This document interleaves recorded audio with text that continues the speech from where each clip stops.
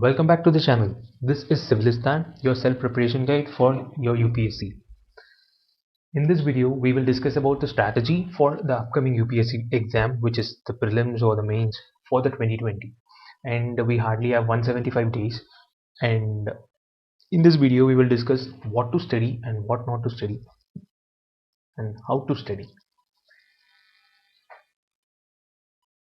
The D-Day, that is 31st May 2020, is the day we are all looking forward to. That is the day of your prelims exam, and it is for this most of your preparation will be focusing on right now. But is that alone sufficient for you to cherish your dream of becoming an IAS or IPS? It's definitely no, and your real target should be on this date, that is 18th September 2020. That is the day on which your mains exam is going to be conducted by UPSC the next year, and your preparation should be based on this mains exam and not only on the 31st May, which is your prelims. Just focusing on prelims alone at this juncture is not at all sufficient, and as the word describes, mains exam, that means that is a main constituent of your UPSC success, and that 9 papers which you are going to write in your mains exam is what decides where you're going to sit after the exam, and that is the real deciding factor. So let's see how to solve that and how this task can be done. These are really subjective. We are giving you an outline from our experiences, and you can definitely change it, or you should change it according to your strength and weaknesses. And the planning should be this way: 175 days is not at all required for your prelims, so sufficient time should be spent on the mains preparation, and most for your optional as well. Your optional is also very essential. Your optional is the most essential part, because out of the 750 or 780 marks of your cutoff, at least 300 or 320 should come from your optional alone. That is your 2 subjects. If you are getting 60% in your optional, definitely make sure 99% you will be in. Remember, after the prelims you should be in a position such that you write only test series after your prelims are done, and little brushing up of your old concepts. Don't prepare anything new at that juncture. You should be in such a position. And let's see if we pass the prelims. Attitude is really very bothering, and it's no aspirant should be having that. You should always think in a positive tone, and your preparation should always be for the ultimate one. If you are planning, my only aim is to pass the prelims, then that year you'll be able to pass only the prelims and not the mains. Your ultimate goal is to become an IAS officer and not someone who just passed the prelims. So to become an IAS officer, you should be preparing for all the 3 stages from the beginning, and no coaching institutes for that instance teaches you this nuances. And this is how it should be done. From November to February, the combined preparation for both, that is, you mix both your mains and prelims preparation, and after March, that is till May, the last 3 months, that is the 90 days, you just dedicated 100% only for the prelims. And this is how you divide, or this is how you can divide your time from this November till February. Daily start writing your answers. You should have a particular style. You should not start writing after knowing that you are going to pass the prelims. You should have definitely got hold of the writing skill even before you write the prelims. That is the right strategy.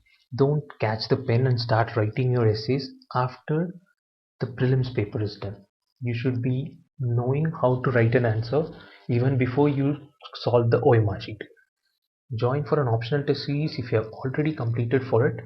Else, try to complete your optional as your first priority, because it is the optional that makes or breaks your UPSC dream.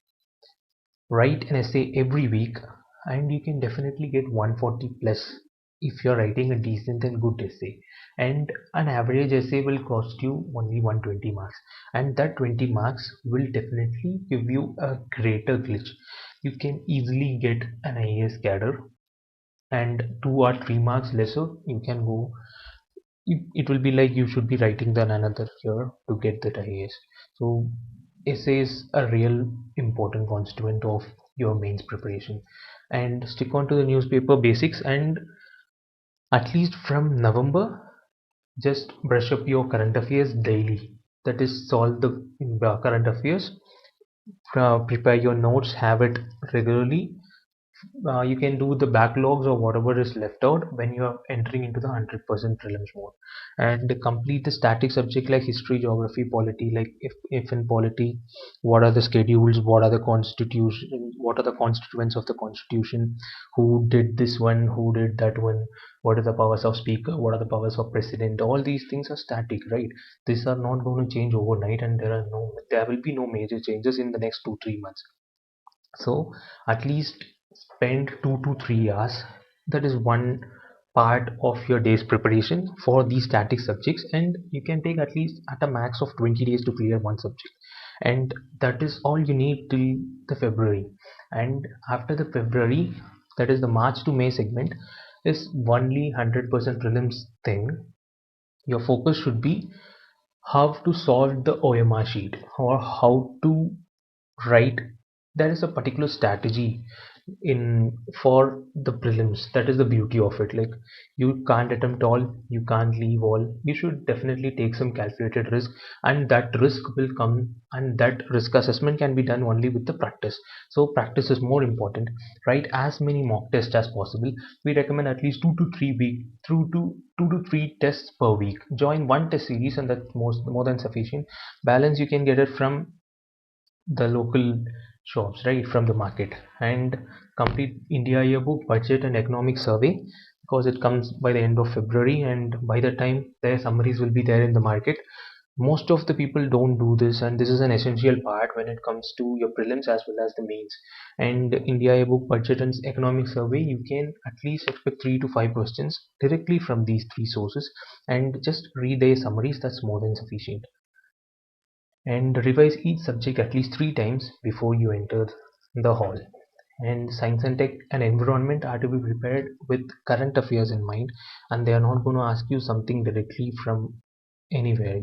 It will be at least or somehow related to the current affairs that you read in the last 1 year. So make your notes accordingly, and complete subject after subject based on their weightage.